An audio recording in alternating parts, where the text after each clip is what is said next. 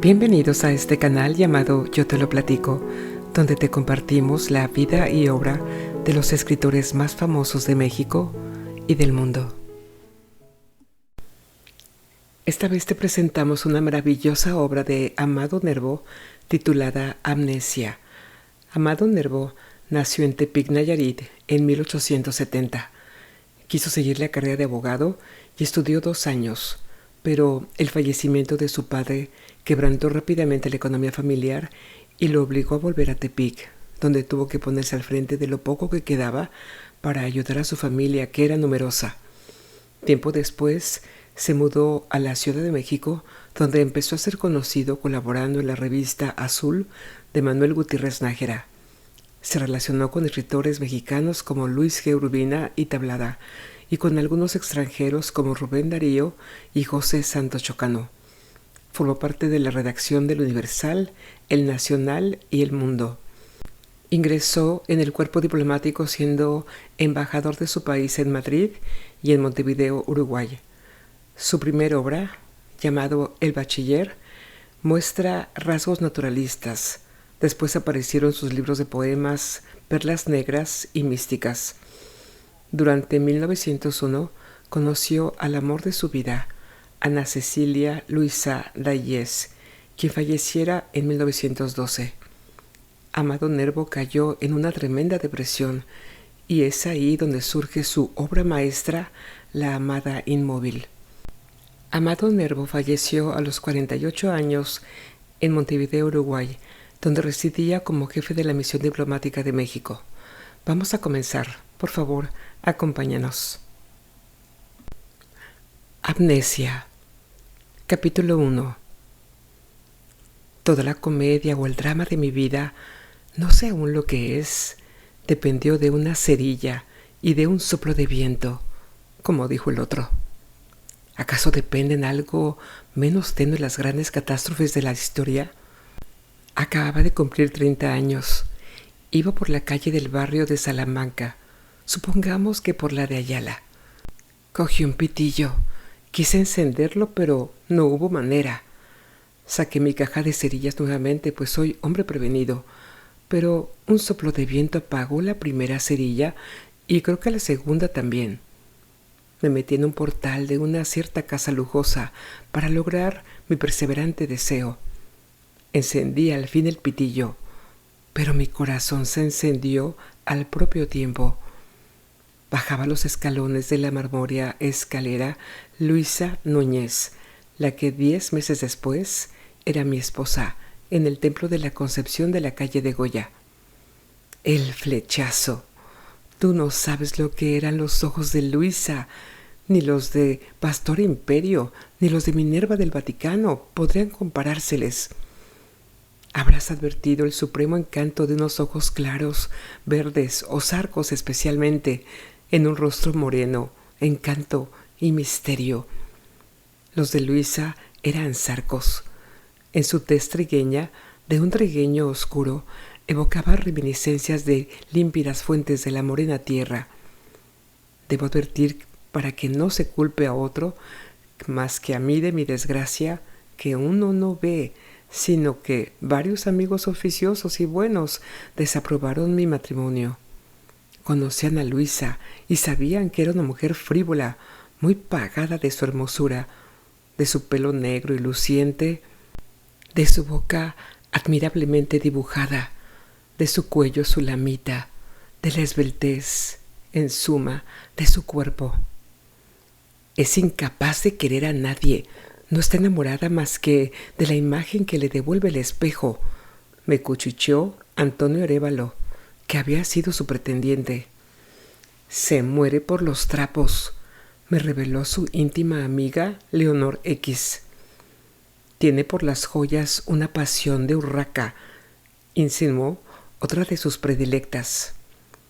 Y lo peor es que todos y todas tenían razón. Luisa era frívola, desamorada, amiga del lujo, muñeca de escaparate, incapaz de una sola virtud. Pero yo la amaba como solo esa vez he amado en mi vida. ¿Qué es preferible? me decía para consolarme de mi desgracia. ¿Vivir con una santa a quien no queremos ni para remedio? ¿O adorar a una diabla? ¿No optaríamos acaso por lo segundo? De las 24 horas del día, Luisa me echaba a perder por lo menos 6, las que pasaba a su lado. Pero como en esta vida nada es constante, ni las perrerías de una mujer, allá cada semana o cada 2 tenía una hora amable, una hora dulce, y acaso una hora semanal o quincenal de felicidad, incomparable, por cierto. ¿No pagaba 60 o 70 de miserias? Esas mujeres amargas como el mar y como la muerte, cuando tienen la humorada de ser afectuosas y cálidas, eclipsan con su momentáneo embeleso a las más encantadoras. Pero es muy poco, de toda suerte, una hora quincenal de bienaventuranza, cuando los otros 14 días y 23 horas no hemos hecho más que sufrir. Luisa me arruinaba económica, física y moralmente. En mis desolaciones yo solo veía un remedio posible a mis males: un hijo. La maternidad suele transformar a la mujer más casquivana.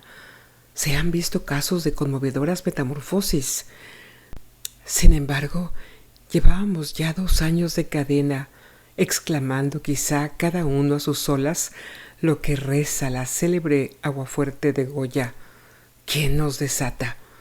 Cuando empecé a advertir en Luisa signos inequívocos de que los dioses escuchaban mis súplicas. El doctor y ella confirmaron mis deliciosas sospechas.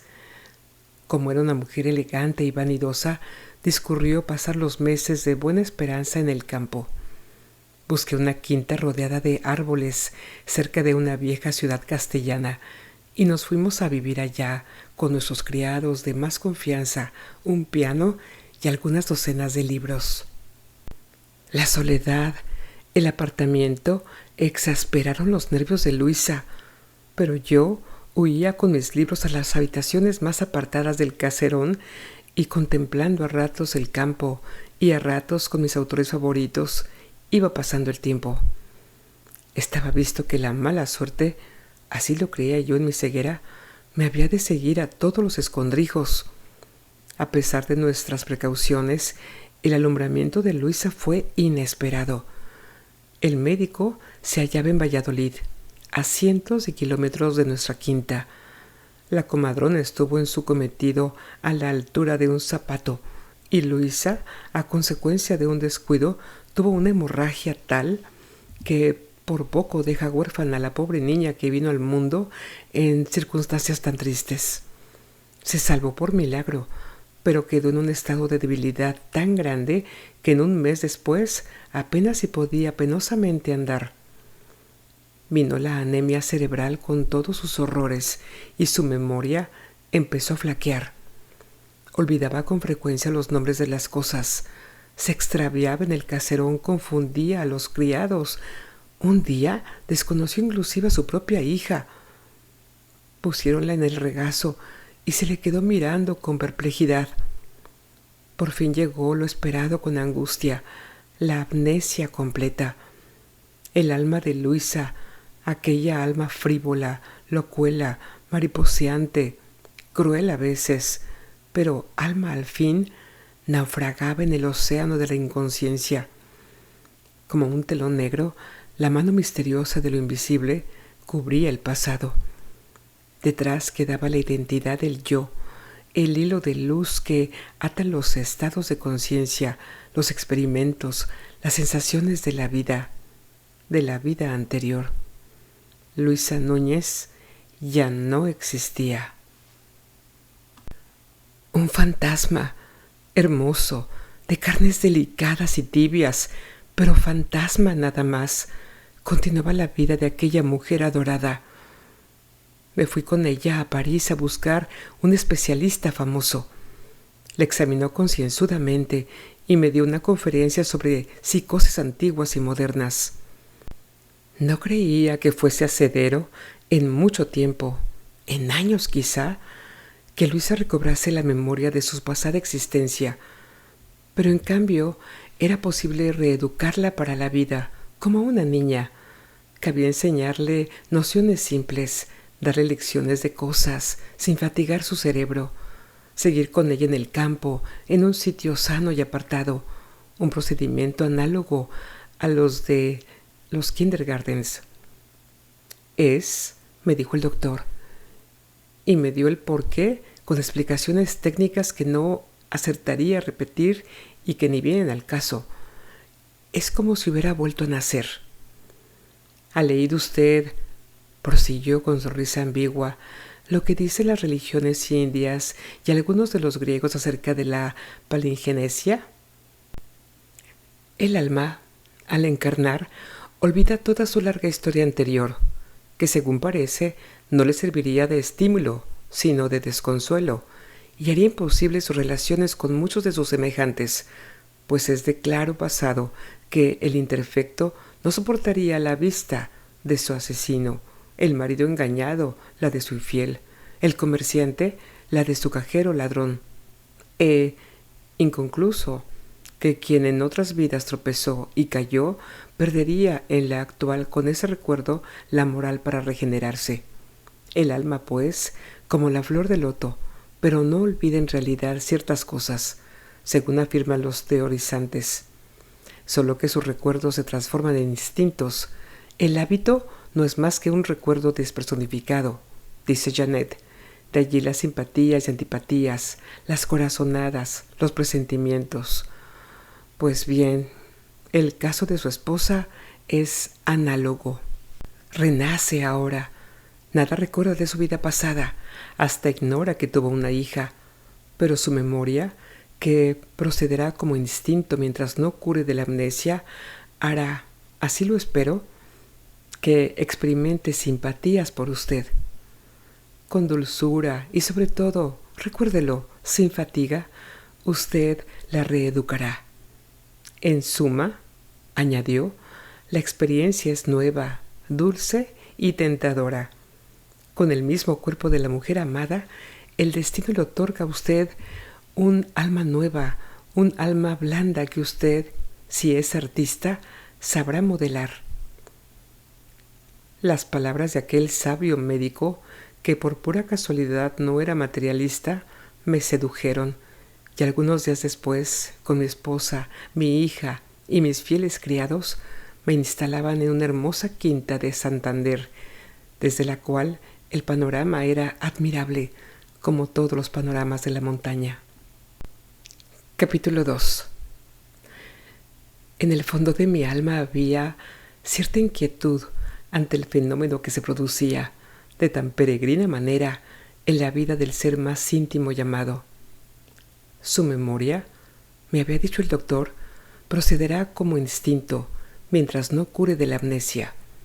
Al curar, pues, Luisa volvería al escenario de mi vida. Quise saber a qué atenerme en todo y me puse a leer revistas y libros adecuados que pude hallar a la mano. En una revista cosmosófica traducida por FM, hallé lo siguiente de Carlos Ramos. La doble personalidad es un estado que puede llevar a los sujetos a abandonar a su familia, su trabajo e ir a otra ciudad, tomar otro nombre y otras ocupaciones. Sus maneras y sus hábitos cambian completamente. Suelen recordar su estado normal, pero considerándolo con indiferencia como si se refiriera a un tercero. La duración de tales estados puede variar desde algunas horas hasta algunos años. La vuelta al estado original es habitualmente repentino, y el hilo de sus recuerdos se reanuda en el punto exacto en que se interrumpió. Recordé el clásico caso citado por William James, de aquel yanqui que durante semanas fue otro hombre.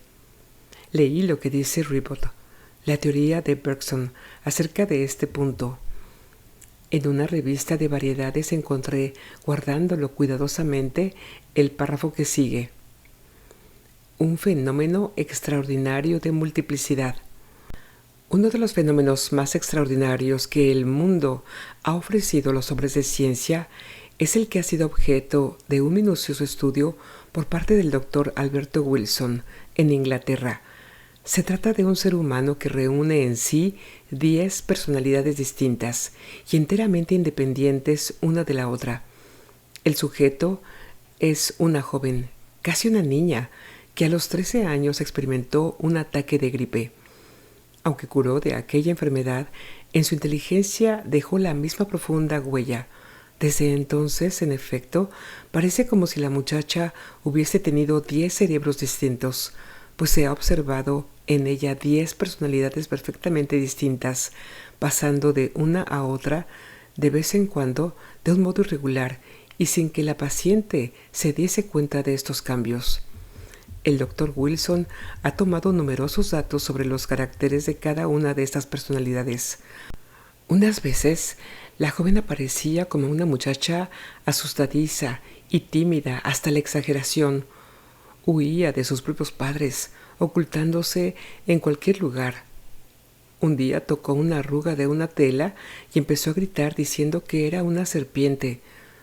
En ocasiones su terror llegaba al punto de comunicar a su cuerpo una rigidez cadavérica. Esto es lo que el doctor Wilson llama la primera personalidad de la enferma. En otros periodos de su extraña vida, la joven ha quedado imposibilitada para andar, pero entonces parecía algo más inteligente y ponía a las personas y a las cosas nombres extraños, enteramente a su capricho. Se denominaba a sí misma una cosa, decía no tener boca, y llamaba blanco al color negro y rojo al verde. Un día que el doctor le pidió que anduviese, replicó: ¿Anda? ¿Qué es eso? ¿Qué significa andar? Su tercera personalidad era idéntica a la de una niña que empieza a leer y escribir. En este estado le agradaban mucho las tormentas, y siendo de ordinario muy pacífica, en ocasiones mordía sus propias ropas, diciendo que un hombre malo se había apoderado de ella. Algún tiempo después, la infeliz quedó sorda y muda, no pudiendo oír ni aun los ruidos más fuertes, y hablando por señas con toda facilidad. Pronto se reveló en ella una quinta personalidad. Cierto día empezó a hablar de nuevo, diciendo que solamente tenía 3 días de edad. Afirmaba también que el fuego era negro y, lo que es más notable, todas las palabras que pronunciaba las decía al revés, esto es, empezando por la última letra, sin equivocarse nunca. Pasado algún tiempo, su inteligencia pareció entrar en un periodo de normalidad, pero hubo que enseñarla a leer y escribir. Negaba haber visto jamás al doctor Wilson y en ocasiones perdía por completo el uso de sus manos. Vino después una séptima personalidad. La pobre muchacha se llamaba a sí misma Adjuezusenza y no olvidó todo lo que había ocurrido recientemente, incluso los detalles de la casa del doctor, pero en cambio recordaba hechos acaecidos muchos años antes. Últimamente, la muchacha ha quedado un poco tonta y se ocupa en dibujar figuras incomprensibles. Sin embargo, en sus otras 9 personalidades nunca aprendió a dibujar ni demostró aficiones artísticas. En un libro francés especialista encontré asimismo las siguientes páginas que traduzco. El alma es una cosa compleja. Su unidad no existe sino con relación al individuo que se reconoce en lo que él llama su yo. Pero el dominio psíquico se compone de una multitud de pequeñas almas cuya masa es divisible y en la cual se manifiesta a veces cierto desorden. Un hombre puede ser visto bajo 2 aspectos muy diferentes. Un profesor de matemáticas durante su clase no deja ver más que una parte de sí mismo y hasta él olvida momentáneamente todo lo que se halla fuera del grupo de sus conocimientos especiales. Pero yo supongo que, salido de su clase, es un buen músico. La familia le verá con más frecuencia bajo el aspecto de un violinista. Imaginad ahora que, a consecuencia de un accidente cualquiera, este hombre pierde todo recuerdo de la música. No queda entonces más que el matemático. Le habláis de su violín y no os comprende. Nunca lo ha tocado, pero al cabo de algunos días la memoria del músico reaparece y en cambio el grupo de recuerdos matemáticos se ha borrado. Tal es el aspecto, no digo la explicación, sino el aspecto bajo el cual puede presentarse cierto fenómeno conocido con el nombre de división de la personalidad. Pero puede también acontecer esto, que se revele un estado sonambúlico, durante el cual, así como el actor representa un papel, el sujeto encarna el tipo de personaje que se le propone, y lo haga a pedir de boca. Solo que esta representación no resiste el examen, porque el sujeto continúa en las generalidades y sigue siendo incapaz de dar muestras de conocimientos especiales. Pero surge un nuevo personaje, y éste no conoce ya a ninguno de las gentes que le rodean. Se presenta con un nuevo estado civil y muestra que posee ciertos conocimientos que ninguna hipótesis permite atribuir al sujeto sonambúlico, que aparece entonces como poseído por una influencia extraña.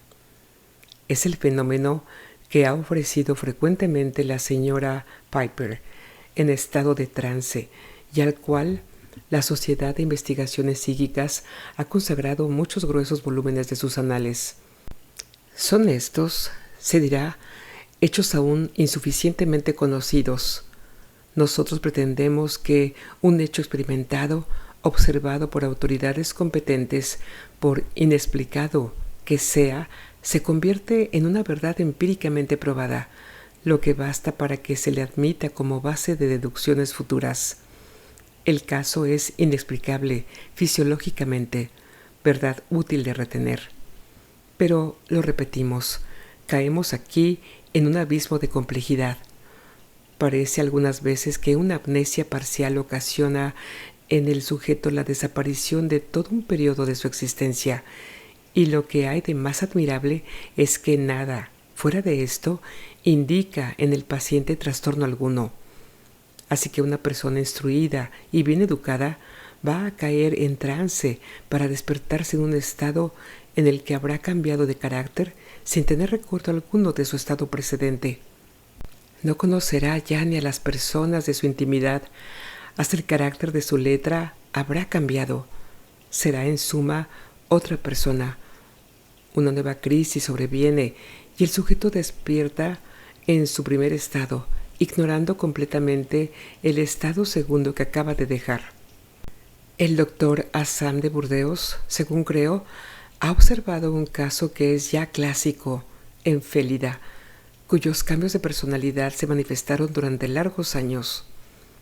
Casi a diario la dominaba una crisis y aparecía otra, persona que ignoraba la romanza que la primera cantaba momentos antes de la crisis y que era incapaz de continuar la labor de costura que traía entre manos. Era indispensable que su familia le pusiese de nuevo al corriente de todo en su nuevo estado.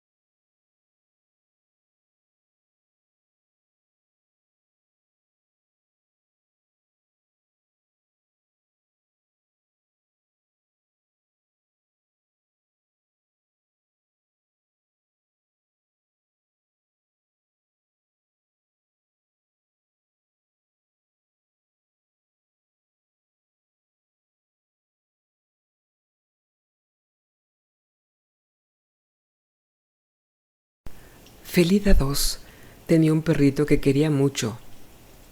Felida I lo arrojaba de su lado como si fuera un intruso. A pesar de todas las apariencias de una posesión, se puede ver en esos fenómenos la alternabilidad de una personalidad que en cada uno de sus papeles no abraza más que un periodo de tiempo vivido por el sujeto. Por ejemplo, Felida II no conoce sino aquello que le ha sobrevivido a partir de una fecha determinada. No trataremos de explicar esta apariencia de vida alterna, solo queremos señalarla. Con tales lecturas quedé más perplejo que antes, sin rumbo en ese abismo del oficio psicológico inexplicable, hasta que opté al fin por el sabio expediente de aceptar los hechos como viniesen y dejarme guiar por ellos.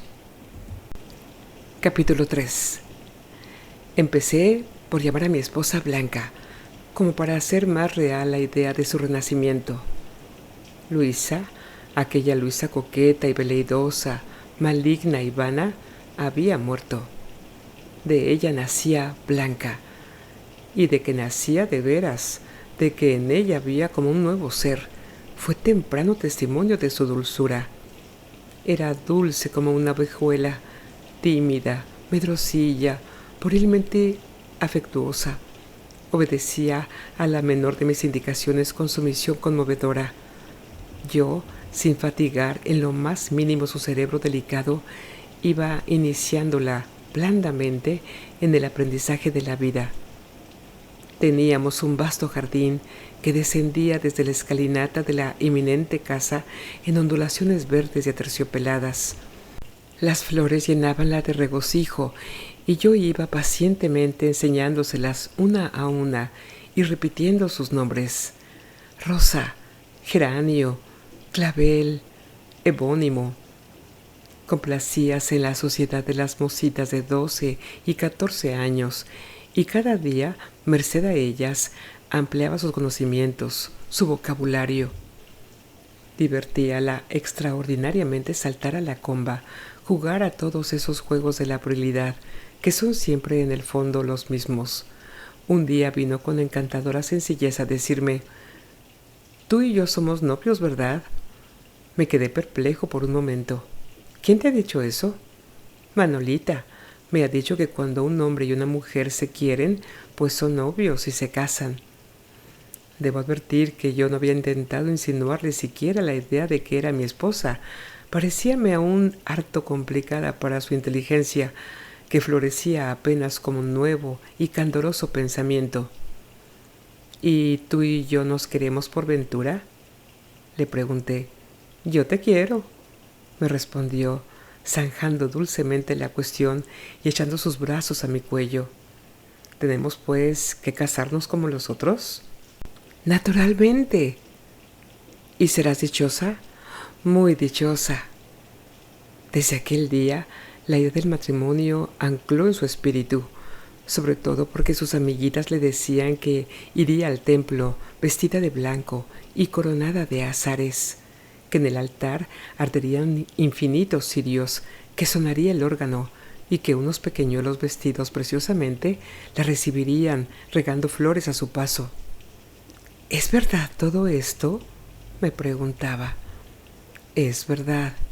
«¿Y llevaré también zapatos blancos?». «Naturalmente». Los zapatos blancos le proporcionaban sobre todo el más aturdido regocijo. Acabó por enamorarse de tal manera de su proyecto que el médico temía una crisis si no se realizaba. Imaginamos una comedia en una iglesia campesina, de por ahí cerca, al amanecer. Pero, ¿querrá el padre prestarse a tal farsa? Nos parecía imposible. Le vimos, sin embargo, el médico y yo, y le explicamos el caso. Era un sacerdote viejo, bonachón, ingenuo. «Hay un medio», nos dijo, sin necesidad de recurrir a parodias irrespetuosas. «Que venga vestida de blanco al lado de usted, que oiga una misa en las gradas del altar, y después de la misa yo les daré una simple bendición». «¿Y los pajecillos y el órgano?». «Eso puede arreglarse, no son detalles privativos del vínculo». Yo, entusiasmado, procedí a los preparativos, especialmente al principal de todos, el traje de boda. Vino la modista, se discutieron telas y avíos, con júbilo enorme de Blanca. 2 semanas después, el traje estaba hecho. ¿Y los zapatitos?, preguntaba ella continuamente. Los zapatitos, de la más nibia y fina piel, con lazos enflorecidos de azahar, llegaron a su vez. ¡Qué mañana aquella! Acabé por enamorarme de tal situación tan nueva, tan graciosa, tan inesperada. Iba a casarme con mi esposa, es decir, iba a casarme con el alma de mi esposa, porque ¿no es también el matrimonio la unión de 2 almas? Y aquella alma que se levantaba sobre el aniquilamiento de una memoria, aquella alma tan blanda, tan tenue, tan infantil, era distinta y tan distinta de la otra, y sobre todo era mía, porque la otra alma, la de Luisa, no me perteneció jamás.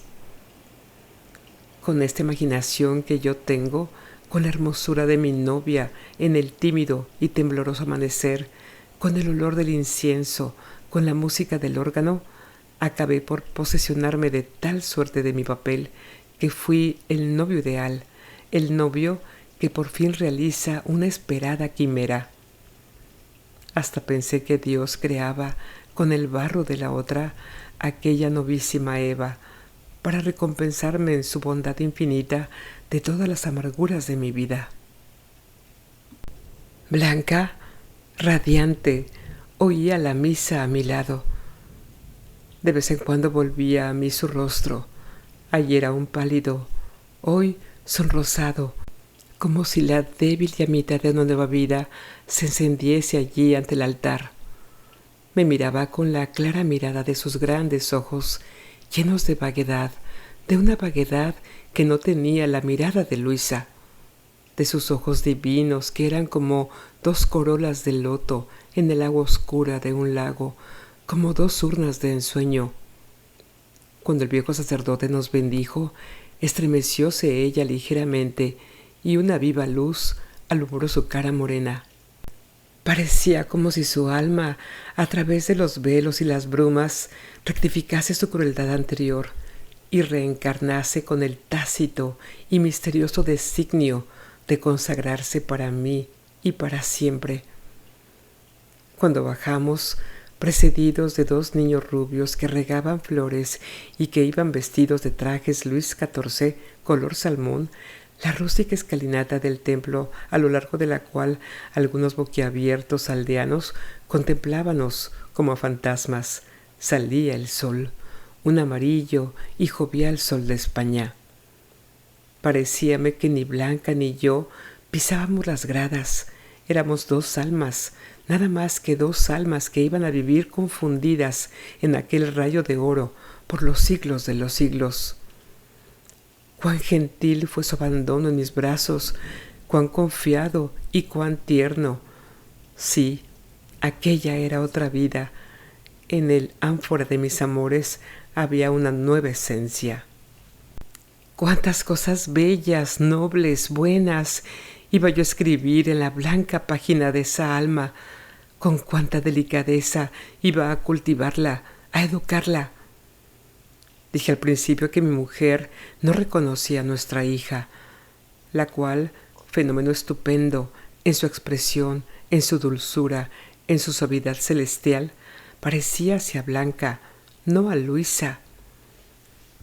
Un instinto sagrado, sin embargo, hacíala quererla. ¿No dicen los palingenésicos que a través de la vida los antiguos amores se vuelven instintos? Con frecuencia la tenía en sus brazos, la dormía en sus rodillas, la acariciaba. Aquella mañana de nuestra boda pensé que su segundo beso debía ser para la niña, para Carmen. Hícela pues venir, y pasó al regazo de Blanca, que con la blandura y el mimo de siempre la acarició. «Llámala, hija mía», le dije. Quedóse mirándome con un no sé qué vago estupor que al pronto me dio miedo.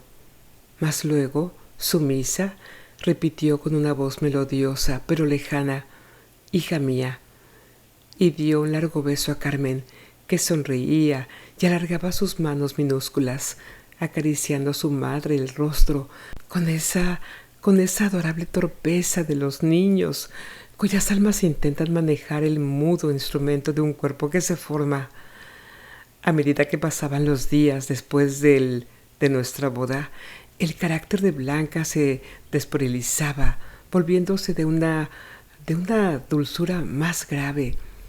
Resolví que emprenderíamos un viaje, nuestro segundo viaje de novios, y por un refinamiento muy comprensible quise hacerlo con el mismo itinerario que el primero: París, Suiza, Italia.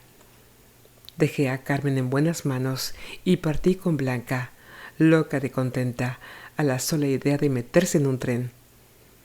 «¿Estaremos mucho tiempo en el coche?», me preguntaba.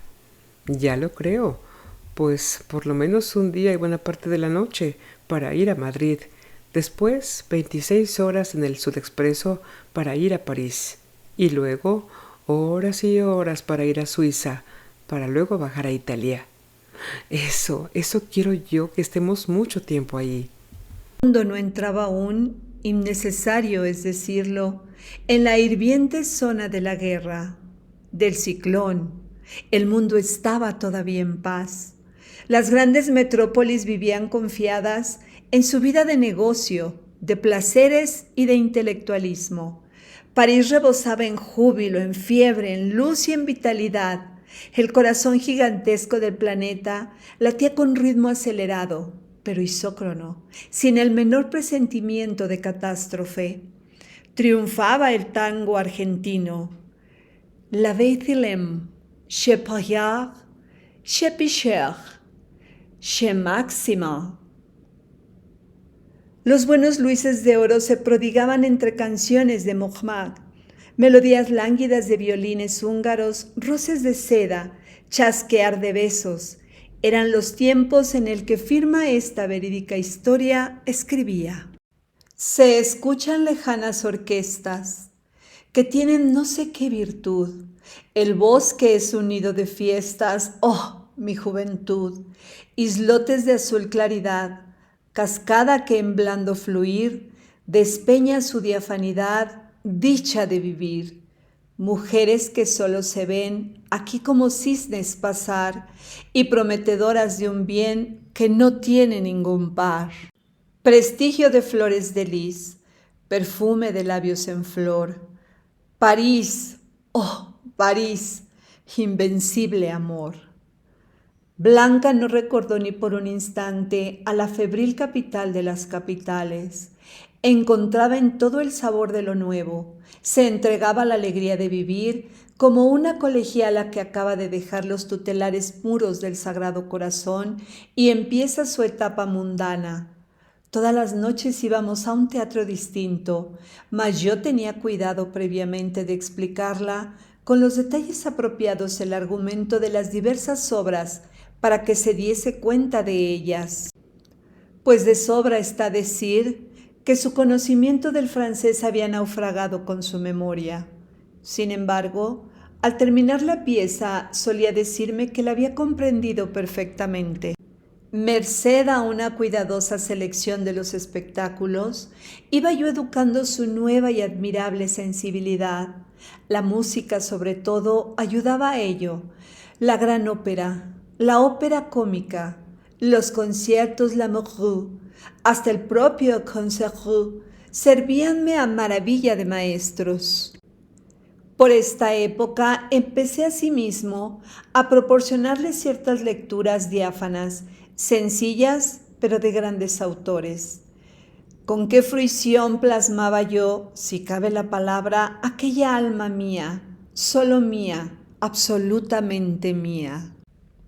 Nuestro viaje por Suiza fue un éxtasis, pero ¿acaso el aire puro de aquellas montañas rosadas, gris perla, violeta, la sedante placidez de aquellos lagos azules, las dulces perspectivas de aquellos paisajes de ensueño, tonificando lentamente sus nervios, aumentando sus glóbulos rojos, vigorizando su sustancia gris, produjeron pocos días después de una excursión inolvidable los primeros destellos, los incipientes atisbos de una memoria que, ay de mí, yo ya creía escondida siempre en los laberínticos recodos del subconsciente.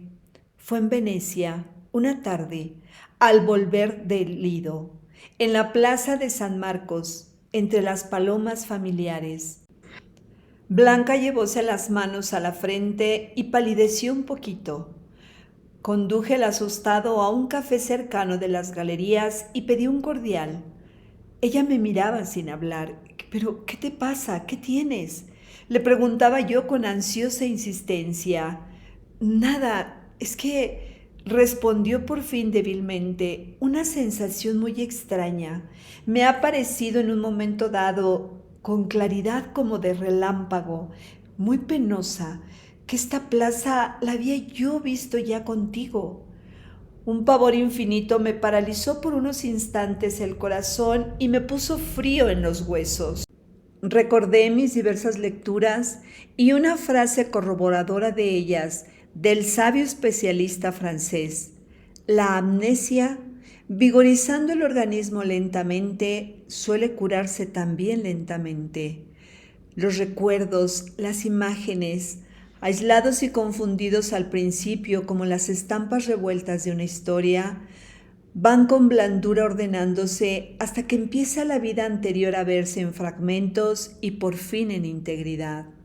Si esta operación se efectuase súbitamente, produciría un trastorno mental tan profundo que podría sobrevenir la ruptura de un vaso y la enajenación irremediable o la muerte. Pero si paulatinamente la memoria va atando su disperso haz, solo produce trastornos relativos. Sin embargo, había añadido, pues que usted desea toda la verdad, le diré que, aún así, un organismo débil pocas veces sobrevive a la recuperación total de sus recuerdos. En el caso de la esposa de usted, nada quiero vaticinar, solo afirmaré que su juventud es la mejor garantía. No una, varias veces, con disculpable egoísmo, había yo sentido el miedo, el pánico aquel ante la posibilidad de que Luisa recobrase sus potencias. Era más que natural. La salud de Luisa significaría algo atroz, algo que cada vez me atrevía menos a considerar. Significaría sencillamente la muerte de Blanca, mi Blanca idolatrada, el único ser que me había amado en la vida. Se desvanecería para siempre, como el más sutil de los fantasmas, como el más inconsistente de los sueños. Su muerte sería más terrible que la muerte fisiológica, pues que en esta aún nos queda la esperanza, la fe en una supervivencia que nos permite en otros planos de la eterna realidad encontrar a los que amamos. Pero curada Luisa, ¿qué me quedaba de Blanca? Me quedaría algo peor que un cadáver que se descompone y al fin se reduce a un poco de polvo. Me quedaría un cadáver viviente, un ser que tendría el aspecto, el cuerpo, los gestos de la otra, pero que solo sería su triste caricatura. La malignidad escondida en los repliegues de aquel ser volvería a surgir a flor de alma, la mujer perversa que por mi bien parecía haber naufragado para ir siempre en el vórtice de la inconsciencia, me sería restituida con toda su hiel, con todas sus espinas, y la otra, la dulce, la buena, a su vez naufragaría, pero definitivamente, y de ella no quedaría ni la sombra de una sombra. Capítulo 4. Con qué profundo, con qué infinito alivio la oí pues suspirar. No ha sido nada, ya estoy bien. ¿Te ha pasado a ti algo por el estilo? Ya lo creo, le respondía yo jovialmente. Es algo muy común. Los médicos afirman que se debe a un simple fenómeno de duplicación, y cierto ilustre doctor y literato, amigo entrañable mío, el doctor E. Weil, argentino, apunta a propósito de dicho fenómeno cosas muy curiosas. ¿Qué dice? A ver, ¿qué dice? Pues dice que una escena actual suele presentarse a la mente del espectador con todos los detalles y accidentes ya conocidos de una situación pasada en que se encontró hace tiempo y en la que se ve de antemano como un recuerdo. La tercera reproducción del mismo espectáculo, sabiéndose anticipadamente lo que va a suceder, que se puede tener en una palabra la noción de un hecho como sucedido dos veces o de uno que va a repetirse inmediatamente. Dickens, continúa Wilde, describe esta sensación como muy general. Conocemos, dice en David Copperfield, por experiencia, el sentimiento que nos invade a veces de que cuanto estamos diciendo o haciendo ha sido dicho y hecho anteriormente, hace largo tiempo, que hemos estado rodeados de las mismas personas y de los mismos objetos en las mismas circunstancias, que sabemos, en fin, perfectamente lo que se va a decir como si lo recordáramos de repente. Los franceses llaman fausse reconnaissance a esta sensación.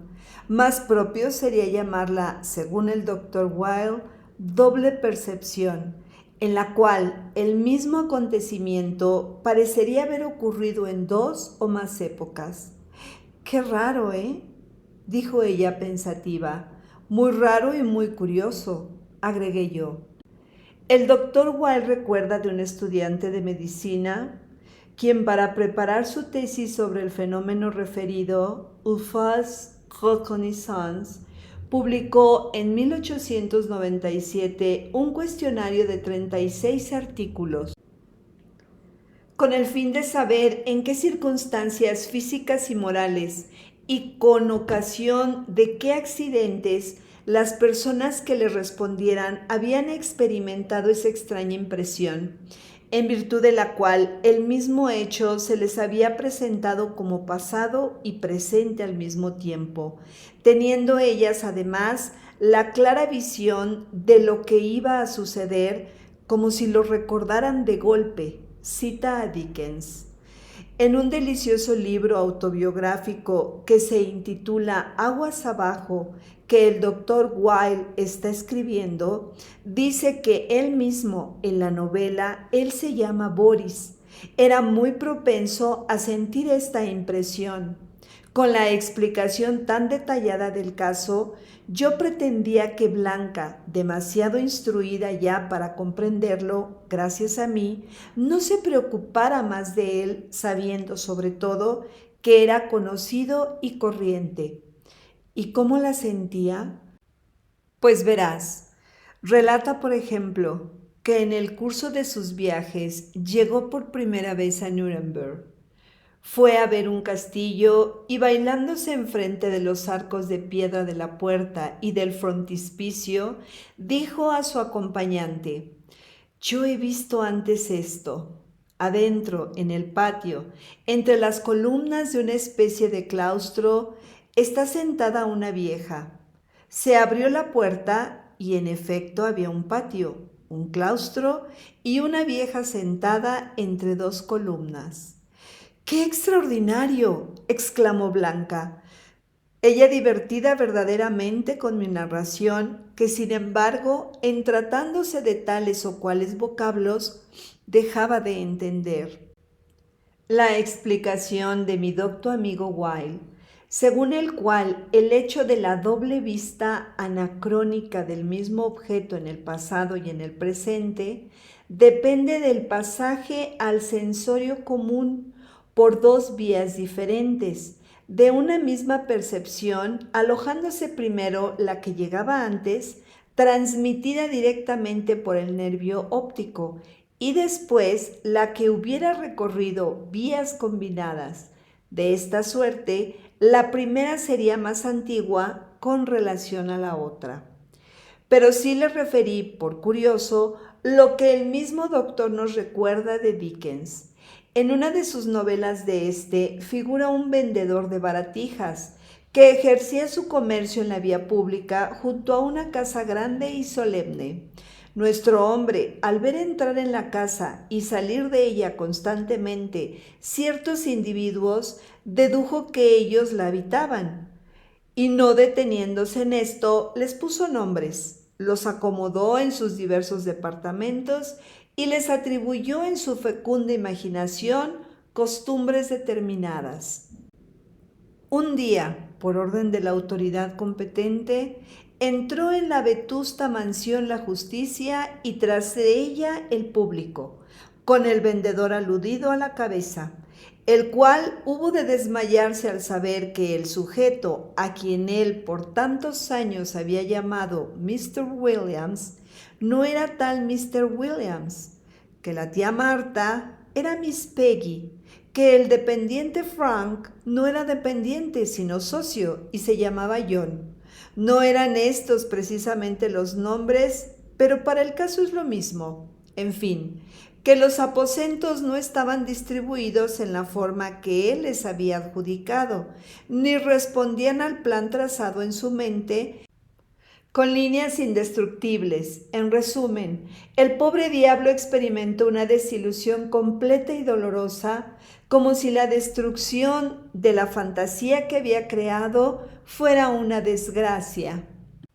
Blanca rió de muy buena gana la anécdota y yo, para concluir, añadí: por lo demás, hay quien pretende que alguno de estos fenómenos tienen un misterioso origen. ¿Cuál? Di cuál. Son recuerdo de vidas anteriores. ¿Quién sabe si tú y yo nos amamos ya en otra vida?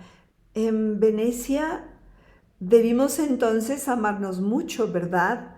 Preguntó deliciosamente, puesto que nuestro amor ha durado hasta hoy y aún ha crecido más.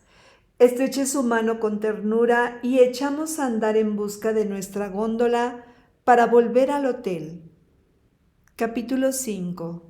Muchos días apacibles, radiosos, transcurrieron sin que el fenómeno volviera a producirse, pero una tarde, en Roma, ante la basílica y las imponentes columnatas del Bernino, Blanca se repegó contra mí y con un acento de verdadera angustia y desolación me dijo: Pablo, yo ya he visto esto, seguramente que contigo. Y palideció horriblemente. No, hija mía, te he explicado de sobra en qué consiste tu ilusión. Pablo, no es ilusión, yo he visto esto, yo he estado aquí. Y después de un momento de estupor: ¿quién soy, Pablo? Tengo miedo. Dime quién soy. No quise ya dar un paso más y, desolado, hube de llevarla a nuestro coche que nos aguardaba cerca y regresé con ella al hotel. Después de aquel relámpago de lucidez, ella se quedó entontecida, muda, absorta, y no pronunció una palabra más. Temblaba de frío. Con la ayuda de la doncella la metí en su cama, la arropé bien, pedí un cordial que no logró reanimarla y me senté tristemente al lado de su lecho, sumergido en tristes reflexiones. Pero ¿qué debía yo desear? En mi egoísmo casi me hubiera alegrado de que aquellos comienzos de lozanía remitiesen y con la debilidad y la anterior languidez mi Blanca siguiese existiendo y no asomara entre relámpagos de horrible lucidez la Luisa torturadora junto a la cual mi vida había sido pasión perpetua. El dilema era pavoroso: o con la salud tornaba la otra, o con la amnesia y la progresiva languidez mi Blanca iría consumiéndose. Pero ¿acaso no era mejor esto que su desvanecimiento irremediable para ceder su puesto a Luisa? A lo menos ahora moría amándome, dejándome el más santo y perfumado recuerdo, mientras que de la otra suerte la sustituiría lentamente la torva mujer que había hecho mi desgracia, y su perversidad acabaría acaso por empañar la sublime imagen del ángel que embelesaba mis días. Después de una hora larga de tortura interior al borde del lecho en que Blanca dormía con sueño tranquilo, sacudida de vez en cuando por ligeros estremecimientos nerviosos, una doliente y rendida resignación fue invadiendo mi espíritu. En suma, él sabe bien lo que hace. Para acrisolarme quiso que encontrara y amara yo a Luisa, pero como hasta en lo que parece más inexorable de sus decretos es padre al fin, un fondo de piedad, habíame otorgado a raíz de un accidente que parecía mortal de necesidad, la merced incomparable de una mujer angélica, surgida milagrosamente de la otra. Así el ser que más mal me había hecho, hacíame ahora el máximo bien. Las caricias que la osquedad de Luisa me negara, Blanca me las restituía santamente. Si él estimaba, en su inescrutable justicia distributiva, que mi paga había sido por ahora bastante y que era preciso ofrecer nuevo tributo al dolor, que se cumpliese su voluntad divina. Deus dedit, Deus abstulit. Y recordaba las admirables palabras de Epicteto. En cualquier accidente que te acaezca, no digas nunca, he perdido tal o cual objeto. Di más bien, lo he devuelto. Acaba de morir tu hijo, fue devuelto. Ha muerto tu mujer, fue devuelta. Me han despojado de mi herencia. ¿Dices? Pues bien, tu herencia también ha sido devuelta. Pero el que me ha despojado es un mal hombre. ¿Y qué te importan las manos por las cuales tu heredad vuelve a aquel de quien tú las tenías y que la reclama? Mientras que te la confía, mírala como bien de otro y ten cuidado de ella como los viajeros tienen cuidado de la fonda en que se alojan. Capítulo 6. Después de una noche más tranquila, mi mujer dio signos de despertar. El miedo me sobrecogió de nuevo. ¿Quién iba a volver a la luz? ¿Luisa o Blanca? Pero una blanda sonrisa me tranquilizó. Era Blanca, sin duda, que mi moza enredaba sus brazos a mi cuello y me besaba con aquel beso fervoroso de siempre. Ninguna huella quedaba en su rostro de la crisis de la víspera. Sus primeras palabras fueron afectuosas y dulces como de costumbre. Yo había ya tomado una resolución: no más Italia. No volvería a ver con ella ciudad ni comarca ninguna que Luisa y yo hubiésemos visto juntos. Embarcaríamos en Nápoles con rumbo a Barcelona. Al día siguiente estábamos en el Hotel de Santa Lucía de Nápoles. Recordé las horas pasadas en mi primer viaje de bodas por la bahía de ensueño, nuestras excursiones a la Gruta Azul, a Pompeya sobre todo. Luisa me había echado a perder mi éxtasis en las calles solitarias de la ciudad única. Ni entendía nada de aquello, ni podía sentir la imperiosa evocación del pasado.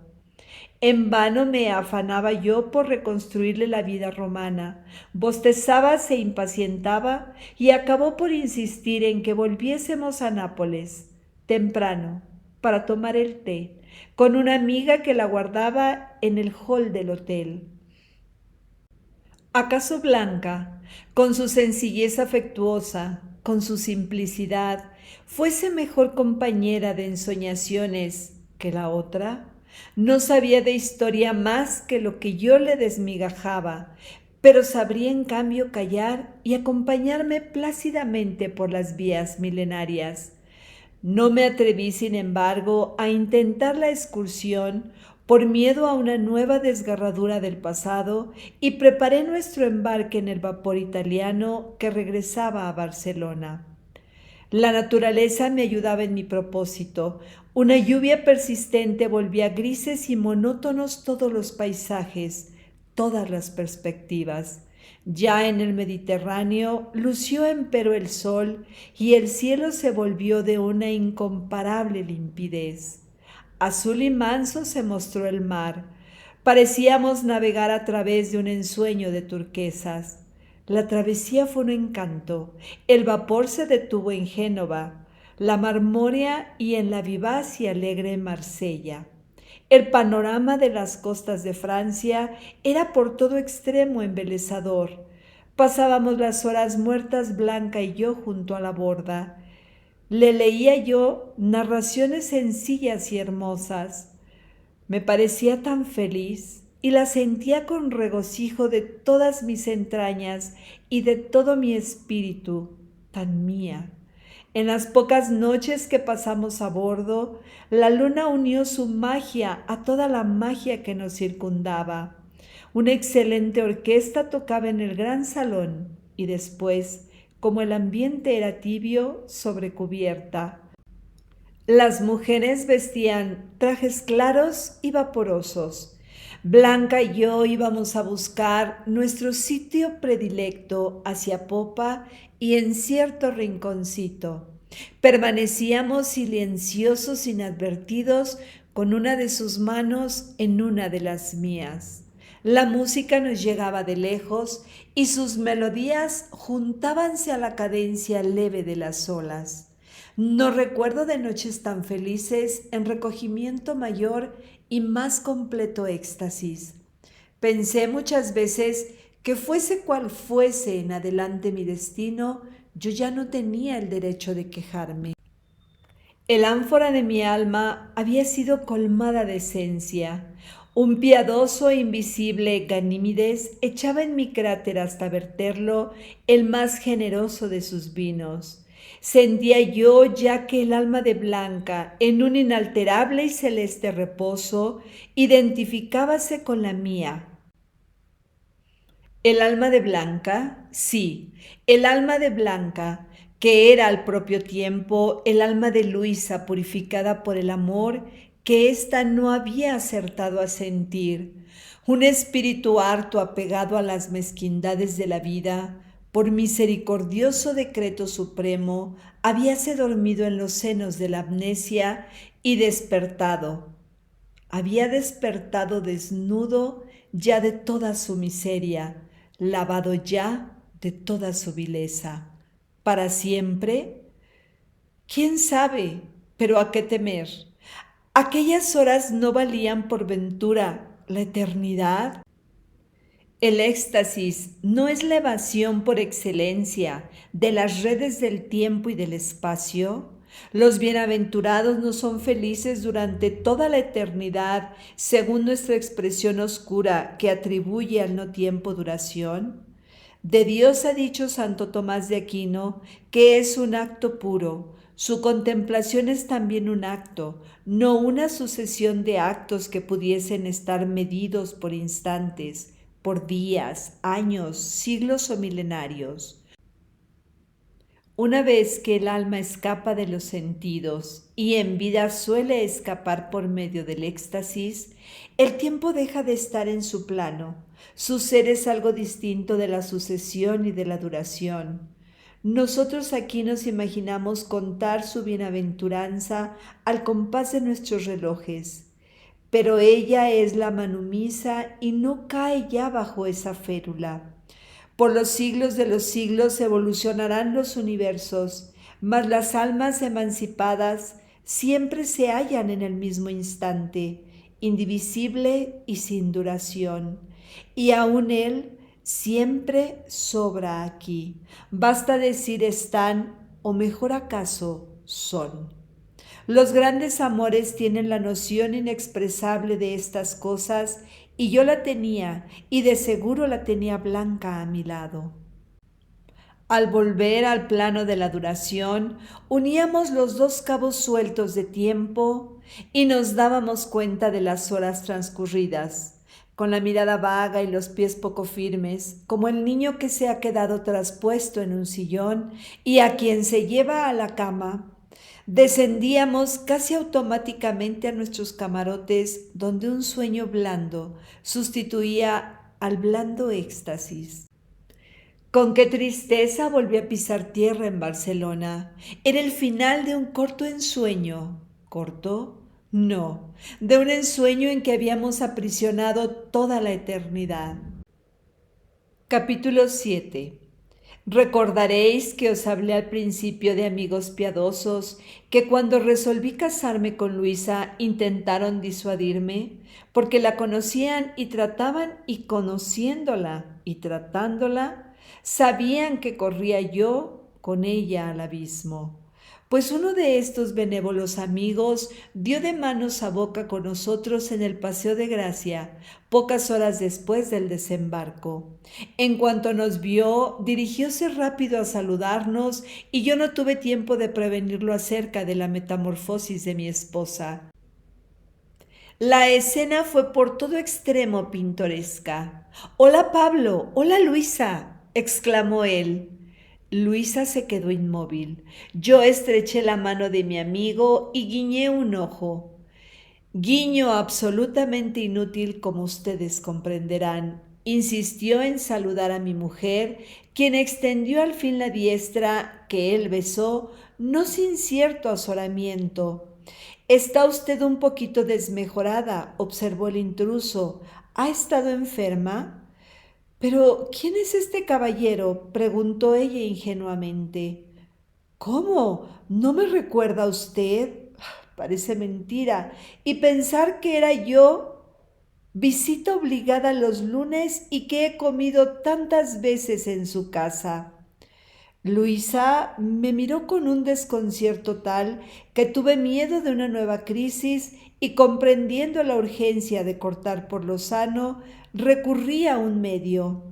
«Un parecido probablemente excepcional», insinué, «ha hecho que usted confunda a mi mujer con alguna persona que usted conoce». «Pero Pablo, mi mujer», añadí imperturbable, «se llama Blanca y no Luisa, y seguramente no ha visto a usted nunca». Mi amigo abrió los ojos desmesuradamente. Yo repetí un guiño que no advirtió en su estupor y concluí: «Hay parecidos así, y el caso nada tiene de extraordinario. Está usted disculpado, caballero. Muy buenos días». Y cogiendo a Blanca por el brazo, le dejé plantado en medio de la acera. No le he vuelto a ver más, pero seguramente no cabe negarle el derecho que tiene a pensar que mi mujer y yo éramos o unos malcriados llenos de humo, o unos farsantes, o unos mentecatos. «¿Has visto cosa igual?», me preguntaba Blanca después, «pero tú parecías conocerle». «Desde luego que no.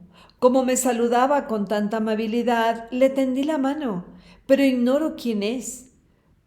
«Debes parecerte extraordinariamente a una amiga suya». Y cambié de conversación, muy satisfecho en el fondo, después de las angustias de Italia, de que mi Blanca no recordase. ¿Estaría salvada acaso? Capítulo 8. Volvimos a nuestro rinconcito campestre, a nuestra quinta llena de árboles y flores, y en el momento en que el ama ponía a Carmen, que tendía los brazos a su madre, en el regazo de Blanca, la otra se manifestó repentinamente con irrupción patética, trágica. ¿Fue solo la emoción del encuentro? ¿Fue el recuerdo por el instinto reforzado? «Hija, hija mía», gritó con acentos guturales Luisa y cubrió de besos nerviosos a la niña, sollozando con tal ímpetu que Carmen asustada se echó a llorar. El ama de llaves, el ama de cría y yo presenciábamos la escena. Mi mujer, volviéndose a mí y mirándome con una fijeza que me hizo daño, exclamó: «¡Pablo!». Y en el acento con que pronunció mi nombre, comprendí que ya no era Blanca, sino Luisa quien me llamaba, Luisa que me reconocía. Las frases siguientes no me dejaron lugar a dudas. Después de mirar a todos lados: «¿Pero por qué estoy aquí?», preguntó. No supe qué responderle. «¿Por qué estoy aquí?», insistió impacientemente. ¡Qué jardín! ¡Qué árboles son estos! Vamos, habla. ¿Por qué no respondes? No se impaciente la señora, dijo el ama, a tiempo que procuraba retirar a Carmen de entre aquellos brazos. La señora ha estado enferma, muy enferma, y ha traído aquí a convalecer. ¿Y de qué he estado enferma yo? A consecuencia de su alumbramiento. Hija mía, prorrumpió de nuevo, y atrajo otra vez la niña a su pecho. ¿Lo creeréis? Hasta la expresión de sus ojos, hasta el tono de su voz habían cambiado, como si una máscara de dulzura cayera de pronto. Sus facciones recobraban, sobre todo al verme, la dureza habitual. Salí de la habitación, fui a telefonear al viejo médico que vino enseguida, y mientras la asistía y procuraba calmar la tremenda excitación nerviosa que siguió a la brusca e impensada recuperación de su memoria, yo, triste hasta la muerte, fuime a refugiar a uno de los bancos de piedra, a la sombra de un frondoso árbol en el jardín. La sensación de algo irremediable y fatal me subía del corazón a la garganta.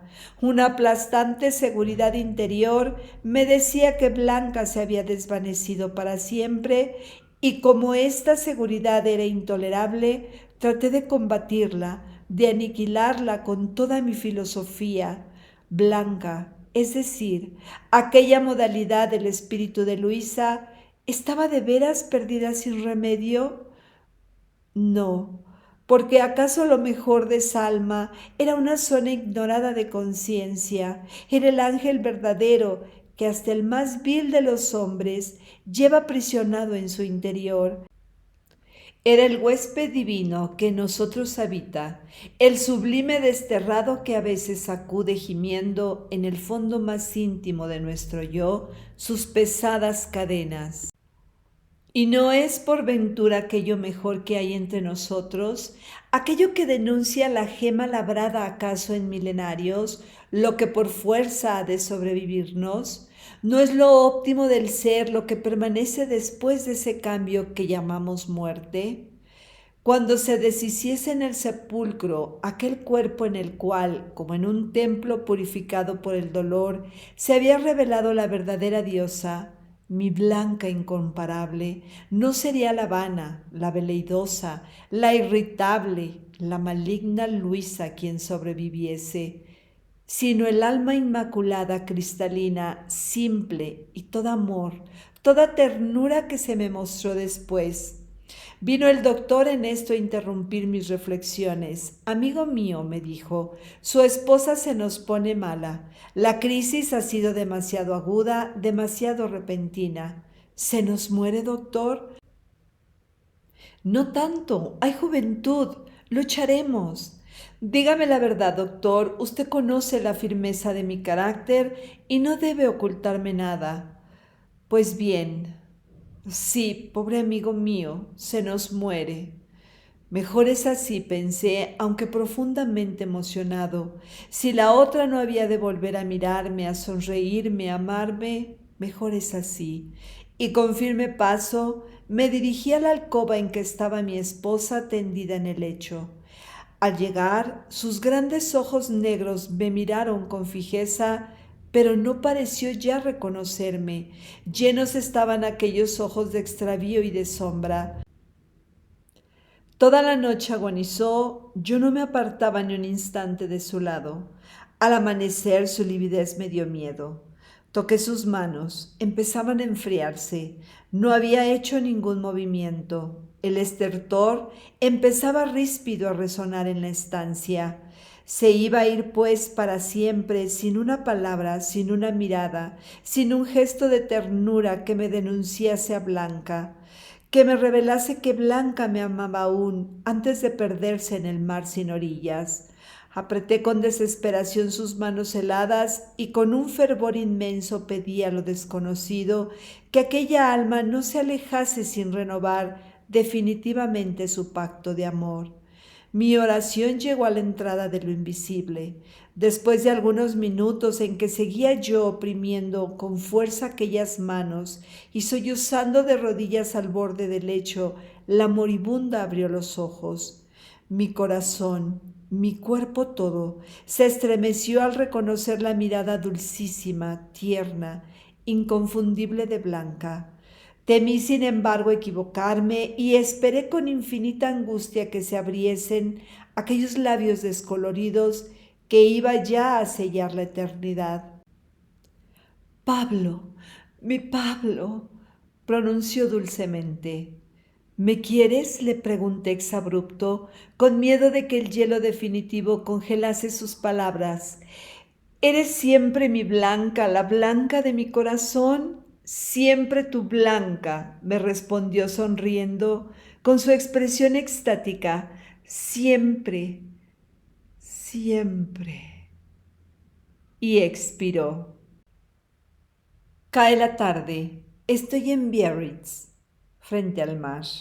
La puesta del sol ha sido imponente, como suelen serlo en aquellas encantadoras playas. Han pasado 10 años. Soy un cuarentón huraño, estudioso y vivo consagrado a mi Carmen, que casi es ya una tobillera, esbelta, de piernas largas y ágiles, de rostro moreno, de inmensos ojos claros. Ahora juega cerca de mí con un gran perro de policía de pelambre oscuro, requemado en la cola y en las patas. Con frecuencia se acerca a la gran poltrona de mimbre en que yo reposo mirando el mar, el cielo, las montañas, desde la sonriente terraza de nuestra villa y me da un beso. Después desciende la escalinata y retosa con su perro sobre los céspedes del jardín. La miro como la he mirado siempre, sin cesar, desde que su madre se alejó, y advierto con infinita complacencia lo que ya por lo demás me sé de sobra, que en todo, en su carácter, en sus modales, en su placidez, en su aspecto dulce, bondadoso y sencillo, ha heredado a Blanca, nunca a Luisa. Nunca ha asomado por las ingenuas ventanas de sus ojos. Bendigo a Dios que así como en el instante definitivo de aquella agonía me restituyó al ángel por su bondad encontrado, para que ungiese mi alma de consuelo y de esperanza, antes de abrir las alas, así también ha querido que en mí, Antígona, reviviese maravillosamente todo lo óptimo de aquel ser excelso arrebatado por la muerte. Siento que para los dolores de los hombres hay una gran piedad alerta, avisora y materna, que sabe restañar las más anchas heridas. Pienso que todo está bien. Alzo los ojos y tropiezo con la primera estrella que, como una corroboración misteriosa de mis pensamientos, me regala desde los abismos infinitos su tembloroso beso de luz. Y así terminamos Amnesia de Amado Nervo. Sanedid y yo, Alondra, agradecemos tu atención. Si te ha gustado, regálanos tu like, suscríbete y comparte. También tus comentarios son muy importantes. Gracias y hasta la próxima semana.